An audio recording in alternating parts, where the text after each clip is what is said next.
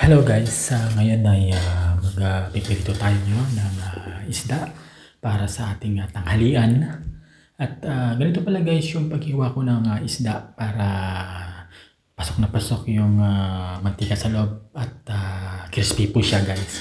Hiniwa ko siya po ng baganyan sa kabilaan, tagdadalawa, para kapag pinirito siya mas maganda at crunchy.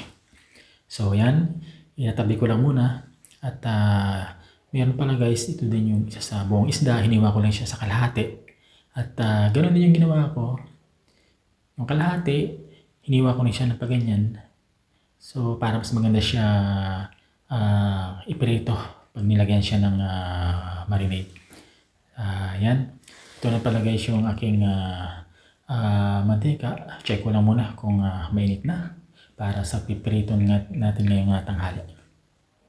Ito pala guys yung aking marination, harina, saka eggs lang siya guys, 3 egg. Nilix ko lang siya sa harina at konting tubig. Nilubog ko natin yung isda at ito na guys, ready to fry na yung ating ulam ngayong tanghali, ang piritong isda.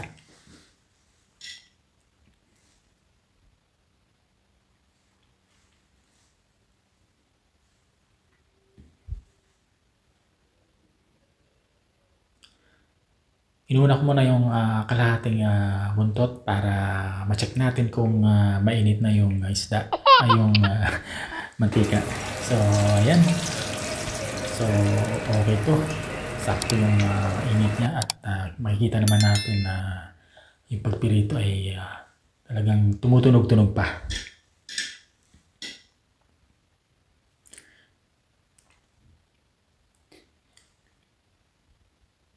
Oh, yan na guys. Susunod ko na rin yung ulo para kasi medyo may space pa naman.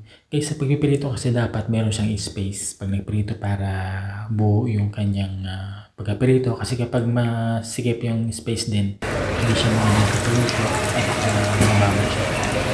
Pag dalawa lang ito pwede. Sinabi ko na rin yung ulo para sabay sila maluto. Ito na una, babaligtarin ko lang siya. Kasi yung kabilang side luto na.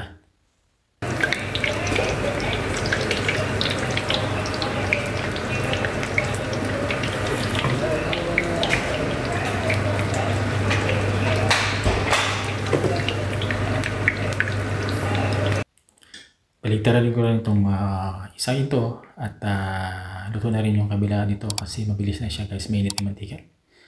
Oh, whoops! Natapon na konti kaysa pamamadali. Gutom na kasi yung kasama ko eh.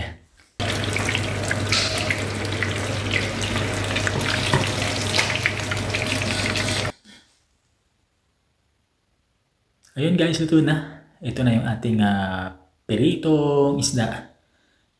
Guys, kain pa tayo. At isa pang muling magandang tanghali po sa lahat. Salamat po sa panonood muli po ng aking video sa araw na ito. Yun lang guys at maraming